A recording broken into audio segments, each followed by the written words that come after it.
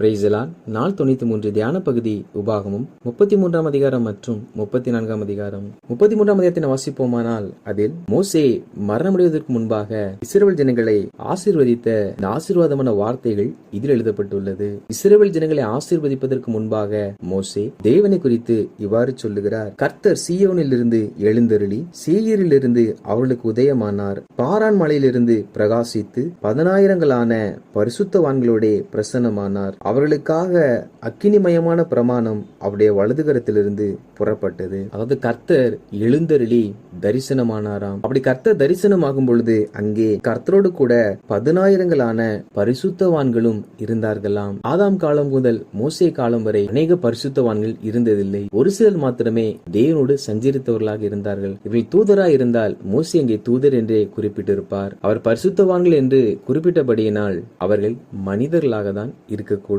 அப்படிப்பட்ட தேவன் எழுந்தருளின போதே அவருடைய கரத்தினால் நியாயப்பிரமாணத்தை எழுதி கொடுத்தார். மேலும் மோசே மெய்யாகவே அவர் ஜனங்களை நேசிக்கிறார். அவருடைய பரிசுத்தவான்கள் எல்லாரும் உம்முடைய கையில் இருக்கிறார்கள். அவர்கள் உம்முடைய பாதத்தில் விழுந்து உம்முடைய வார்த்தைகளினால் போதனை அடைவார்கள். அது ஆண்டவராகிய தேவன் மெய்யாகவே ஜனங்களை நேசிக்கிறாராம். தேவனுடைய ஊழியக்காரர்கள் எல்லாரும் தேவனுடைய கரத்தில் இருக்கிறார்களாம். அவர்கள் அவருடைய பாதத்தில் விழுந்து கர்த்தருடைய வார்த்தையை பெற்றுக் கொள்ளுகிறார்களாம். அப்படி என்றால் ஒரு மனிதன் தேவனுடைய வார்த்தையை பெற்றுக்கொள்ள அவன் தேவனுடைய கரத்திற்குள் அடங்கி இருக்க வேண்டும். கர்த்தருடைய பாதையில் காத்திருக்க வேண்டும். அப்படி தேவனுடைய கரத்தில் அடங்கி கர்த்தருடைய பாதத்தில் காத்திருக்கிறவன் எவனோ அவனுக்கு கர்த்தர் தம்முடைய வார்த்தையினால் போதிப்பார். தேவ ஊழியக்காரர்கள் தேவ சமூகத்தில் அதிக நேரம் காத்திருக்கிறதுனாலேயே தேவன் அவர்களோடு கூட பேசுகிறார். நாமும் தேவனுடைய பாதத்தில் காத்திருப்போம் என்றால் கர்த்தருடைய வார்த்தை நமக்கும் உண்டாகும். மேலும் மோசே நமக்கு நியாயப்பிரமாணத்தை கற்பித்தான். அது யாக்கோபின் சபைக்கு சுதந்திரம் ஆயிற்று. அதாவது மோசே கர்த்தருடைய வார்த்தைகளை கற்பித்தார். அது இஸ்ரவேல் ஜனங்களுக்கு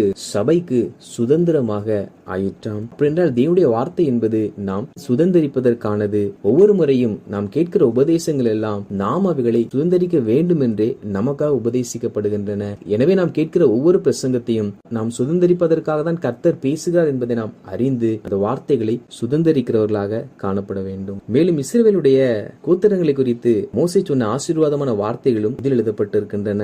ரூபனை குறித்து அவன் சாகாமல் பிழைத்திருக்க வேண்டும் என்றும் அவன் ஜனம் கொஞ்சமா இருப்பதில்லை என்பதாகவும் மோசே சொல்லியிருக்கிறார். யூதாவை குறித்து யூதா கர்த்தருடைய சத்தத்தை கேட்டு தன் ஜனத்தோடு கூட மறுபடியும் சேர வேண்டுமாம். யூதா நாளுக்கு நாள் பலப்படவும் யூதாவுக்கு எதிராக வருகிற எல்லா சத்துருவின் கரத்தில் இருந்தும் கர்த்தர் அவர்களுக்கு சகாயராய் இருந்து அவளை விடுவிக்க வேண்டும் என்றும் சொல்லியிருக்கிறார். லேவியை குறித்து லேவியர்கள் கரத்தில் தும்மிம் ஊரீம் என்பவர்கள் இருக்க வேண்டும் என்றும் லேவியர்கள் கர்த்தருடைய வார்த்தையை கை கொண்டு அவருடைய உடன்படிக்கையை காக்கிறவர்கள் என்று அவர்கள் செய்கிற ஊழிய பணிகளை குறித்தும் தேவ சந்நிதியில் அவர்கள் நியாயப்பிரமாணத்தை உபதேசிப்பதையும் தேவ சந்நிதியில் சர்வாங்க பலிகளை செலுத்துவதையும் குறித்து சொல்லி கர்த்தாவே அவன் சம்பத்தை ஆசீர்வதித்து அவன் கிரியைகளின் மேல் பிரியமாய் இரும் என்பதாக மோசே சொல்லுகிறார். காரணம் லேவியர்கள் தேவனுக்கு ஊழியம் செய்யும்படி வேறு பிரிக்கப்பட்டவர்கள். பென்யமீனை குறித்து பென்யமீன் கர்த்தருக்கு பிரியமானவனாம். கர்த்தரோடு அவன் சுகமாய் தங்கியிருப்பானாம். கர்த்தர் எல்லா நாளும் அவனை காப்பாற்றி அவன் எல்லைக்குள்ளே வாசமாய் இருப்பார் என்பதாக மோசே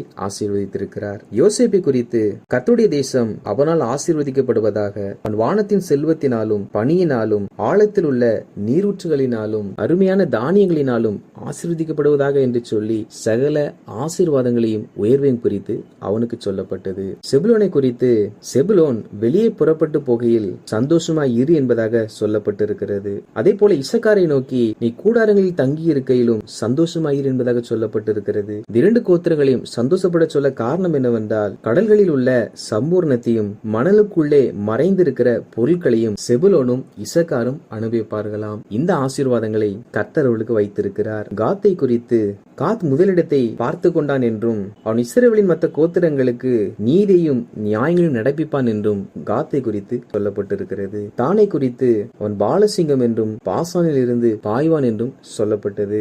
நப்தலியை குறித்து அவன் கர்த்தருடைய தயவினால் திருப்தி அடைவான் என்றும் அவருடைய ஆசீர்வாதத்தினாலே நிறைந்திருப்பான் என்றும் சொல்லப்பட்டது. ஆசேரை குறித்து தன் சகோதரனுக்கு பிரியமானவனாய் இருந்து தன் காலை எண்ணெயினாலே தோய்ப்பானாம். இரும்பும் வெண்கலமும் அவனுடைய பாதரட்சியின் கீழ் இருக்குமாம். அவன் நாட்களுக்கு தக்கதாய் அவன் பலன் இருக்கும் என்று சொல்லி ஆசேரை ஆசீர்வதித்திருக்கிறார். இவைகளுக்கு பின்பு இஸ்ரவேல் ஜனங்களை நோக்கி அனாதி தேவனே உனக்கு அடைக்கலம், அவருடைய நித்திய புயங்கள் உனக்கு ஆதாரம். அவனுக்கு முன்னின்று சத்துருக்களை துரத்தி அவர்களை அழித்து போடு என்று கட்டளையிடுவார். இஸ்ரவேல் சுகமாய் தனித்து வாசம் பண்ணுவான். யாக்கோபின் ஊற்றானது தானியமும் திராட்சரசமும் உள்ள தேசத்திலே இருக்கும். அவருடைய வானமும் பனியை பெய்யும். இஸ்ரவேலே நீ பாக்கியவான், கர்த்தரால் ரட்சிக்கப்பட்ட ஜனமே, உனக்கு ஒப்பானவன் யார் என்று சொல்லி தேவனுடைய தயவினால் இஸ்ரவேல் ஜனங்கள் சுகமாய் வாசம் பண்ணுவார்கள் என்று அவர் பெற்றுக்கொண்ட ரட்சிப்பை குறித்தும் தேவனை குறித்தும் உயர்வாக சொல்லி மோசே இஸ்ரவேல் ஜனங்களை ஆசீர்வதிக்கிறார். 34ஆம் அதிகாரத்தை வாசிப்போமானால் அதில் ஆண்டவராகிய தேவன் மோசேயை நேபோ என்னும் மலையின்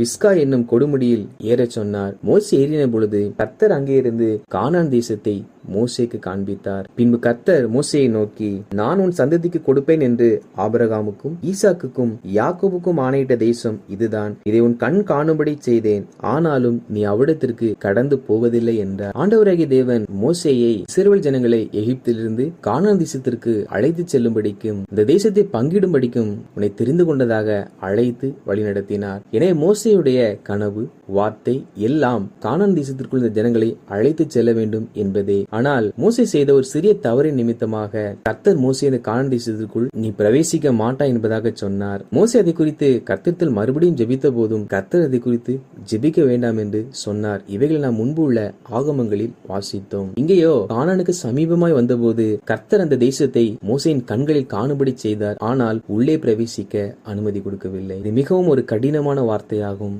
ஆண்டவராகிய தேவன் நமக்கும் நித்திய கானானை வைத்திருக்கிறார். இதில் பிரவேசிக்கும்படிக்காக நம்மை ஒவ்வொரு நாளும் வழிநடத்தி கொண்டிருக்கிறார். தேவ பிள்ளைகளாகிய நாம் இந்த நாட்களில் தேவனுடைய கட்டளைகளின்படி அவருக்கு பிரியமாய் வாழாமல் நாம் செய்கிற சிறு சிறு மதியினங்கள் நாம் நித்திய கானானை இழந்து போகும்படிக்கு நமக்கு செய்யும். மோசே பெரிய தேவ மனிதனா இருந்தாலும் கர்த்தர் உள்ளே பிரவேசிக்க மாட்டாய் என்று சொல்லுவார் என்றால் ஒரு காலமும் பிரவேசிக்க முடியாது. எனவே இந்த கடினமான வார்த்தைகளை கேட்கிற நாம் ஒவ்வொரு நாளும் தெய்வ பயத்தோட கர்த்தருடைய வார்த்தைக்கு கீழ்ப்படிந்து நடக்கிறவர்களாக காணப்பட வேண்டும். அப்படியே கர்த்தரின் தாசனாகிய மோசே மோவாப் தேசமான அவ்விடத்திலே கர்த்தருடைய வார்த்தையின்படியே மரித்தான். அவர் அவனை மோவாப் தேசத்தில் உள்ள பெத்பேயோருக்கு எதிரான பள்ளத்தாக்கிலே அடக்கம் பண்ணினார். இந்நாள் வரைக்கும் ஒருவனும் அவன் பிரேத குழியை அறியான். ஆண்டவராகிய கர்த்தர் இந்த பிஸ்காவின் கொடுமுடியில் மோசேக்கு கானான் தேசத்தை காண்பித்த பிற்பாடு மோசே அவ்விடத்தில் மரிக்கிறான்.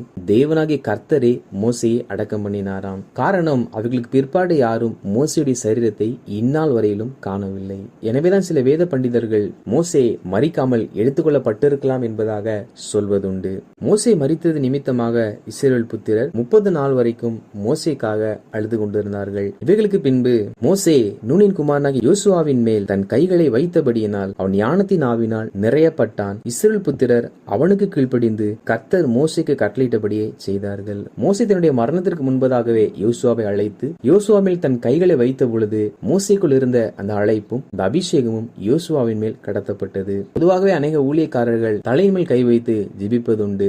ஏன் தலையின் மேல் கை வைத்து ஜெபிக்க வேண்டும் என்றால், ஊழியக்காரர் ஒரு மனிதனுடைய தலையின் மேல் கை வைக்கும் பொழுது இந்த ஊழியக்காரனுக்குள் இருக்கிற ஆவியோட அபிஷேகம் அந்த மனிதனுக்குள்ளாக கடந்து வரும். இது நிமித்தமாகவே அநேக தேவ மனிதர்கள் தங்கள் கரத்தை ஜனங்கள் தலைமையில் வைத்து ஜெபிக்கிறார்கள். இப்படி மோசேயுடைய அழைப்பை யோசுவா பெற்றுக்கொண்ட பிற்பாடு எல்லா ஜனங்களும் யோசுவாவுக்கு கீழ்ப்படிந்து கர்த்தர் மோசேக்கு கட்டளையிட்டபடியே செய்தார்கள். இறுதியாக மோசே குறித்து மோசே எகிப்து தேசத்திலே பார்வோனுக்கும் அவருடைய எல்லா ஊழியக்காரருக்கும் அவருடைய தேசம் அனைத்திற்கும் செய்தபடி கர்த்தரன் அனுப்பி செய்வித்த சகல அடையாளங்களையும் அற்புதங்களையும் அவன் இஸ்ரவேலர் எல்லாருக்கும் பிரத்யட்சமாய் செய்த சகல வல்லமையான கிரியைகளையும் மகா பயங்கரமான செய்கைகளையும் பார்த்தால் கர்த்தரை முகமுகமாய் அறிந்த மோசையை போல ஒரு தீர்க்கதரிசியும் இஸ்ரவேலில் அப்புறம் எழும்பினதில்லை என்று விளங்கும். அதாவது கடந்த 4 ஆகமங்களில் மோசையுடைய வாழ்க்கை சரித்திரம் முழுவதையும் நாம் வாசித்தோம். இதில் மோசே எகிப்திற்கு முன்பாக பயங்கரமான காரியங்களை நடப்பித்தார். இஸ்ரவேல் ஜனங்களுக்கு உள்ளாகவும் தேவன் அவரை